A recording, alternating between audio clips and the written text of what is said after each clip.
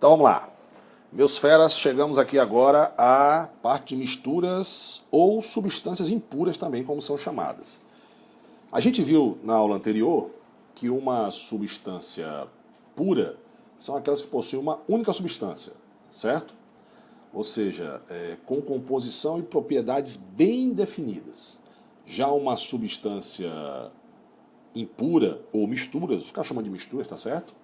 São aquelas que possuem duas ou mais substâncias puras, sem que elas mudem suas propriedades, certo? Elas são fisicamente misturadas. Então, temos dois tipos de misturas, a mistura homogênea e a mistura heterogênea. Então, o que é uma mistura homogênea, que a gente também pode chamar de solução, certo? A gente vai ver daqui a pouco que a mistura homogênea também pode ser chamada de solução. Bacana? Exemplo. Olha só. Um exemplo de mistura homogênea. Mistura homogênea é aquela que tem duas, como mistura tem duas ou mais substâncias, mas forma uma única fase. Por exemplo, água e sal totalmente dissolvido na água. Tem uma fase só, você não vê o sal dissolvido na água. Nem com a ajuda de microscópio você não vê, certo? O ar atmosférico puro também é uma mistura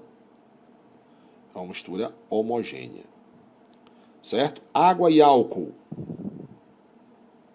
Água mais álcool também é mistura homogênea, porque todas elas a gente já viu nas aulas anteriores que ela é um sistema, o que a gente já viu nas aulas anteriores, o que é um sistema homogêneo, né?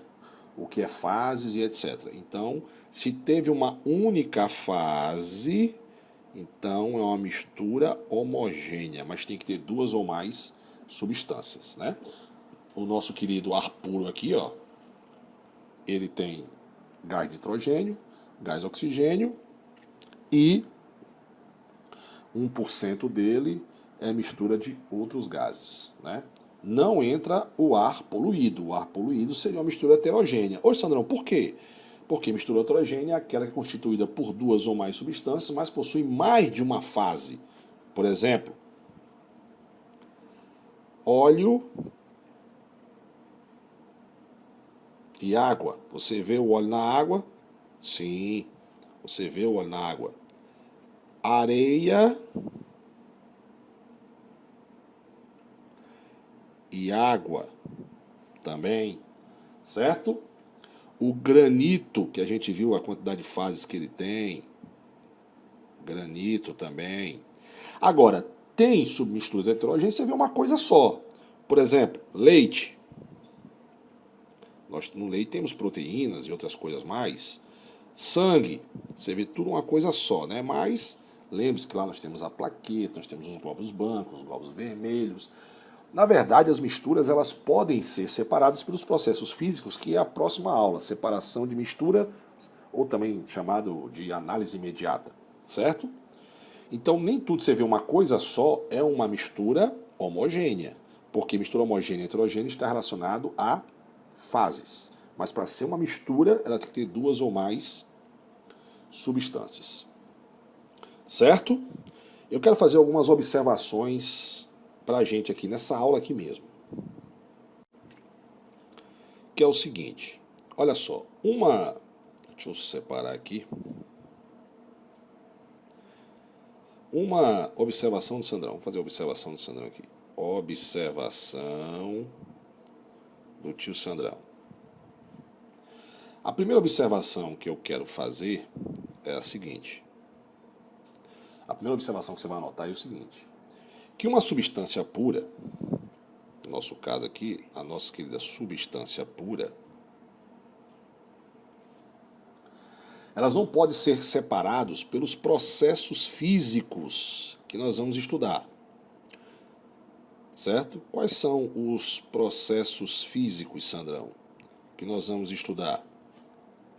Decantação, destilação, catação, liquefação, que é a separação de misturas homogênea e heterogênea, certo?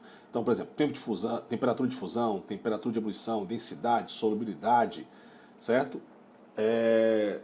Essas substâncias não podem ser separadas por processos físicos, pelas suas diferenças de temperatura de fusão, temperatura de ebulição, densidade, solubilidade, certo? E durante a mudança de estado, sua temperatura permanece praticamente constante, que é o que a gente vai falar daqui a pouquinho em gráficos. A segunda observação, também sobre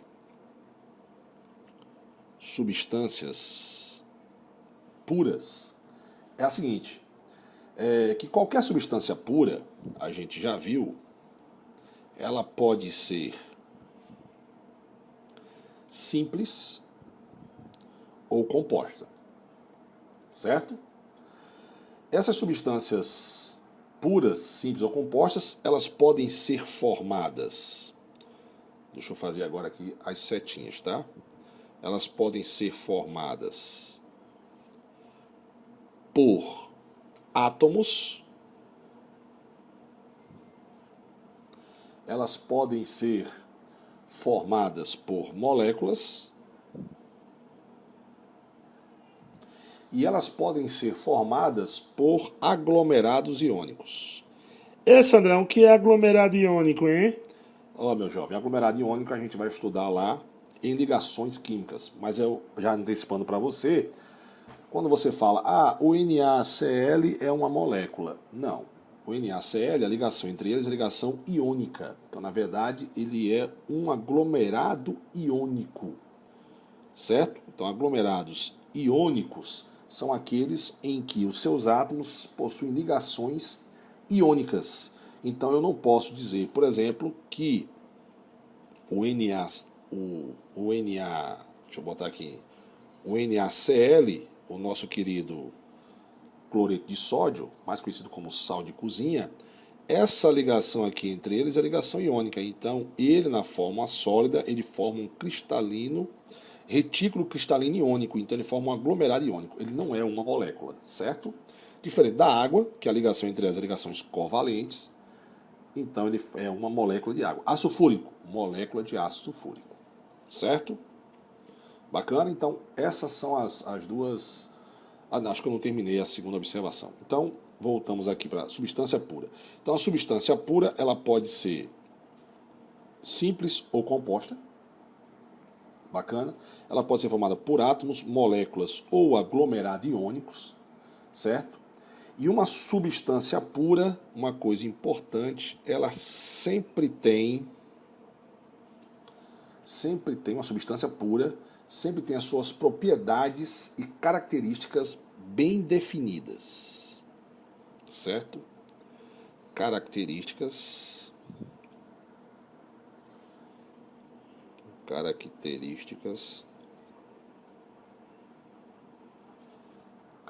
desculpa a letra aí, características